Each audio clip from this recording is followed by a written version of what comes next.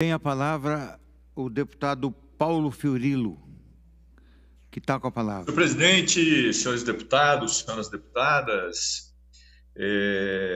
eu acho que a primeira questão que precisa ser apresentada aqui é qual o compromisso do governo com a aprovação das propostas que a Assembleia Legislativa deve votar em breve.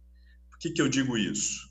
Porque é verdade, um projeto desse tamanho, com a participação, com a proposta de vários parlamentares, sempre é muito difícil.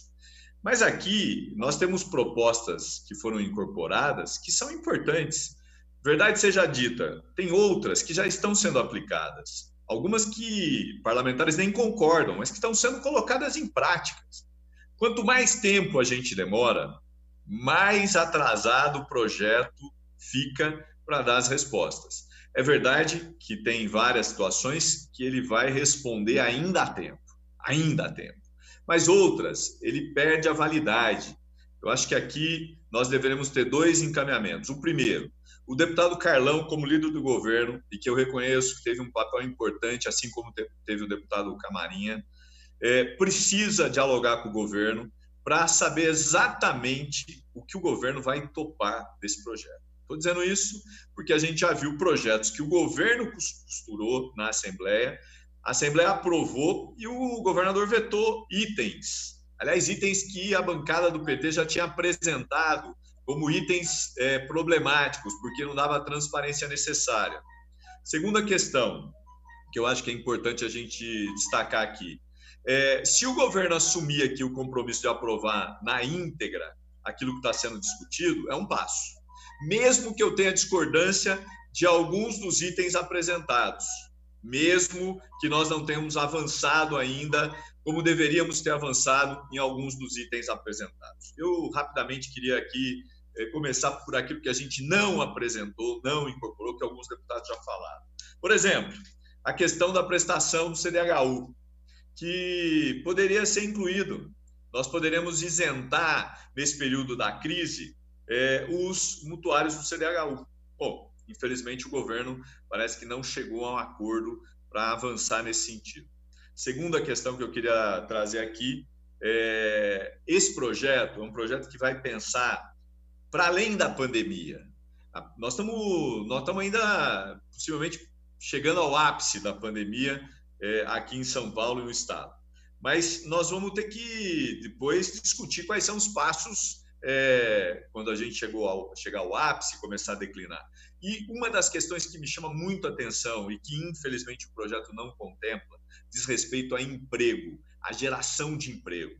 E, infelizmente, o projeto não teve essa generosidade com aqueles que precisam trabalhar. Nós poderemos propor aqui no projeto frentes de trabalho que facilitaria a vida de muita gente, que daria a ela uma alternativa para não ficar dependendo dos R$600 do governo federal, que nem sempre sai, ou de outros benefícios como cestas básicas e assim por diante. Nós daríamos dignidade.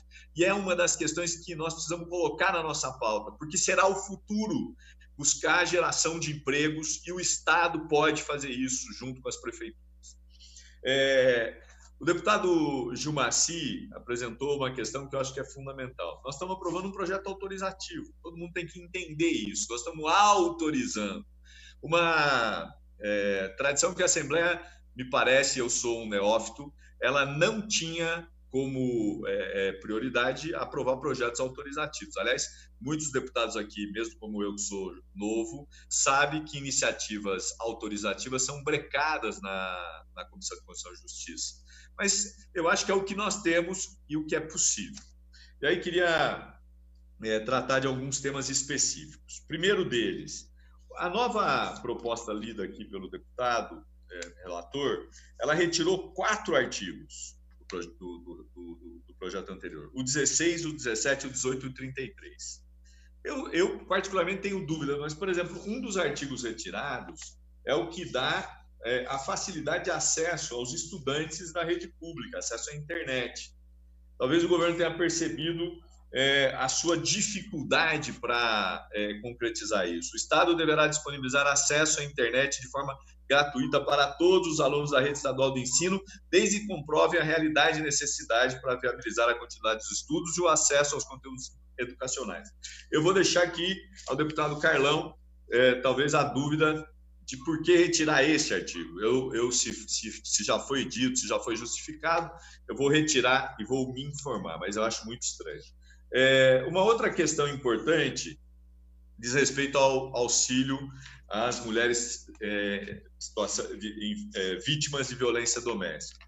Eu ouvi aqui o deputado que me antecedeu, o deputado Tenente Nascimento, aliás, aproveito o Nascimento para me solidarizar com você, com a sua família, pelas perdas que você tem relatado desde a semana passada e parece que continua perdendo familiares, como a professora Bebel, que perdeu um assessor. Eu acho que nós estamos num momento delicado ainda da pandemia, por isso a pressa de aprovar iniciativas como essa. Mas eu queria falar, por exemplo, desse artigo que propõe o auxílio de R$300. A Assembleia foi muito tímida.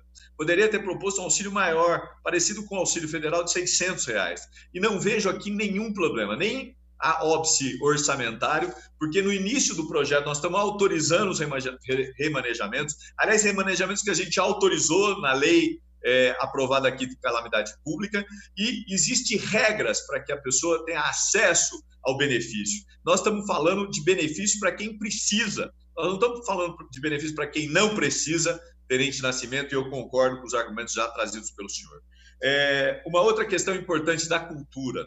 O deputado Barba falou que não é da área, mas tem ajudado, tem militado, assim como a deputada Bebel, que tem feito um esforço grande, assim como o deputado Zé Américo, e assim como todos os outros deputados da bancada do PT, do PCdoB, do PSOL e de outros partidos. Nós achamos fundamental que esta categoria possa ter um olhar diferenciado, porque é ela que tem sofrido mais e vai continuar sofrendo, porque o impedimento de atividades culturais que aglomere pessoas vai permanecer ainda por algum tempo, nós não sabemos quanto, né? Se depender do presidente da República, 0 dias, mas da ciência, dos pesquisadores, nós vamos precisar de mais tempo, até porque a gente tem visto que está acontecendo de novo na China, 55 casos notificados quando eles já tinham reduzido o número de casos, ou como a gente vai ver em outros países que estão fazendo aberturas. Então, nós precisamos pensar naqueles que mais precisam nesse momento para a sociedade. A área cultural, o deputado tem razão, a questão da violência da criança, dos idosos, mas isso tudo nós aqui não tivemos condições necessárias para poder dar uma resposta mais geral nesse sentido. Eu queria terminar, senhor presidente, com algumas observações que talvez, quem sabe, ainda haja tempo de avançar, se for o caso. Primeiro, nós já demos autorização para o remanejamento. Então, tanto no projeto anterior, como na própria LOA, né, que já tem lá a autorização. Eu tenho uma dúvida, e reparem que a gente tem divergências, né? Por exemplo, o artigo 4º, que muita gente defende, eu tenho dúvidas. Tenho dúvidas porque nós vamos colocar em risco aquele que fez o concurso que poderia ser chamado. Talvez ele seja chamado daqui a alguns anos, quem sabe, quando ele poderia ser requisitado agora, principalmente nesse momento tão delicado de pandemia, que o Estado precisa de gente trabalhando em áreas que são sensíveis ao Estado. A questão do capítulo 4º, dos incentivos fiscais, que é uma iniciativa interessante, mas ainda peca pela ausência de quaisquer dispositivos de prestação de contas sobre os incentivos fiscais dados. A gente já enfrenta esse debate na quantidade de incentivos dados ICMS e IPVA.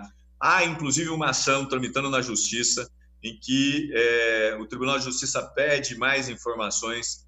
Havia uma liminar pedindo para que se informasse quais eram os setores, quais eram as empresas beneficiadas, mas, infelizmente, isso ainda não avançou. E aqui a gente tem esse detalhe que eu acho que a gente poderia resolver. Como o governo resolveu a questão da transparência, deputado Carlão? Depois de muita briga, depois da Transparência Brasil também fazer uma briga grande, a gente percebeu o avanço que traz o texto.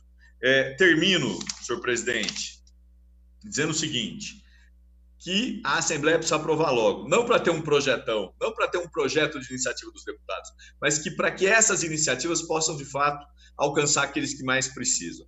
Quanto mais tempo a gente demora, e a gente está demorando muito tempo, menos efetivo esse projeto é para auxiliar os que mais precisam. E a bancada do PT vai votar favorável, com a permissão do meu líder, porque aqui nós conseguimos incluir itens importantes na questão da agricultura familiar, da cultura, na questão do atendimento aos moradores em situação de rua, em que pese, mesmo o governador já ter anunciado, não avançou. E registro, para terminar, que infelizmente a questão do CDHU, a questão ainda da transparência na renúncia fiscal, ainda não foram contemplados, como o aumento, por exemplo, para as mulheres em situação de violência doméstica. Termino fazendo um apelo ao deputado Carlão Pignatari, que infelizmente coloca a mão na sua máscara, o que, segundo os médicos, não é a melhor forma de cuidar da máscara.